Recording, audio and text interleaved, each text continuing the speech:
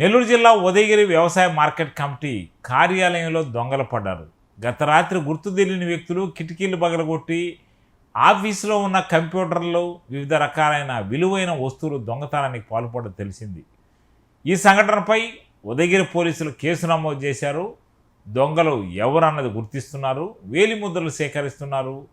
ఈ దొంగలు కిటికీలు పగలగొట్టారంటే తెలిసిన వారి పనేనని గుర్తిస్తున్నారు. ఈ మేరకు కేసు నమోదైనట్టు తెలుస్తుంది.